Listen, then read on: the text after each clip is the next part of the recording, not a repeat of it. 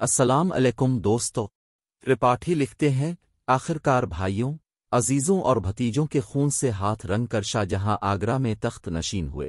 تخت نشین ہو کر سجدے کی رسم کو ختم کر دیا، اپنا نیا ثنا شروع کیا۔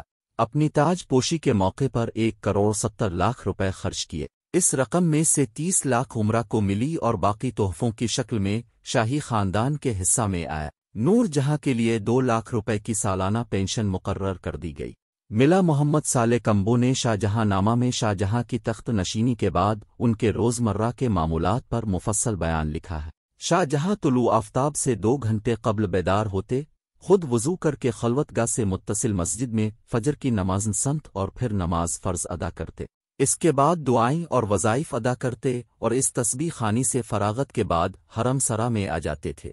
طلوع آفتاب کے وقت دریائے جمنا کے رخ مشرقی دریچے میں جھروکے میں بیٹھ کر عوام کو درشن دیتے تھے۔ اس وقت ہر شخص کورنش بجا لاتا اور ہر مظلوم کو بلا روک ٹوک کے شہنشاہ سے عرض کرنے کی اجازت ہوتی تھی۔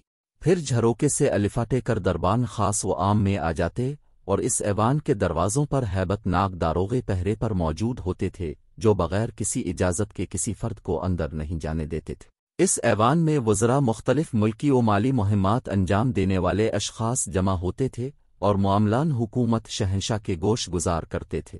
ان امور کی انجام دہی کے بعد صوبیداروں کی درخواستیں دیکھنا ہوتی تھیں اور ان درخواستوں پر مہر ثبت کرنا ہوتی تھی۔ اس ایوان میں 5 گھڑی قیام کے بعد الفاٹے کر نشیمن چلے جاتے جہاں مقربوہ یا عمرہ کے سوا کسی کو آنے کی اجازت نہیں ہوتی تھی۔ یہاں دوان مال خالصہ محالت کے آمد و خرچ کی تفصیل اور جاگیرداروں کی تنخواہ کا حساب شہنشاہ کو پیش کیا جاتا تھا۔ ان امور کی انجام دہی کے بعد جواہرات دیکھنے، گانا سننے، تعمیرات کے متعلق احکامات جاری کرنے میں وقت بسر ہوتا تھا۔ اس کے بعد شاہ جہاں شاہ برج میں چلے جاتے جہاں نشست محض 4 یا 5 گھڑی ہوتی تھی۔ شاہ برج میں شہزادے یا وزیر اعظم ہی ملاقات کر سکتے تھے۔ دوپہر 12 بجے محل سرا میں آتے اور کھانا تناول کرنے کے بعد قیلولہ اور قیلولہ کے بعد نماز ظہر کی ادائیگی ہوتی تھی۔ ظہر کے بعد ملکہ ممتاز محل کے ذریعے سے بیوہ اور بے سہارا خواتین کی امداد کرنی ہوتی تھی کہ انہیں نقد و جنس اراضی عطا کی جائے۔ نماز عصر کے بعد نشیمن جانا ہوتا تھا اور نماز مغرب سے 4 گھڑی بعد تک امور دین و دنیا میں وقت صرف ہوتا تھا۔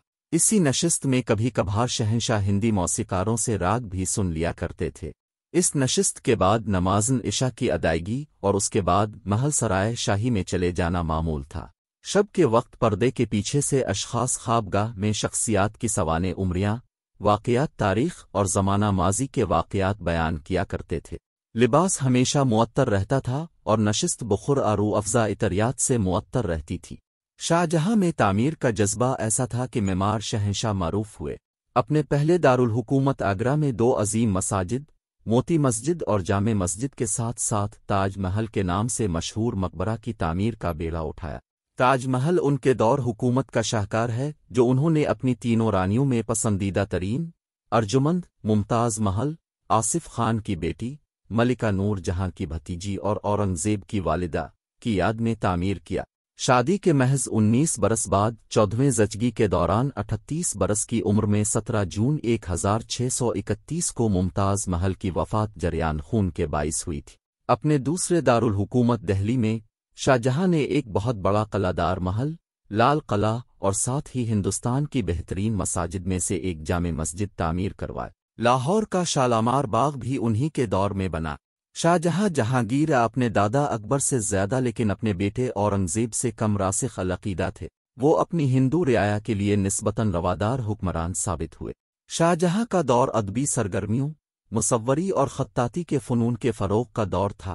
فنون کے تاریخ دان میلو بیچ کے مطابق وہ زیورات کے ماہر کے طور پر مشہور تھے۔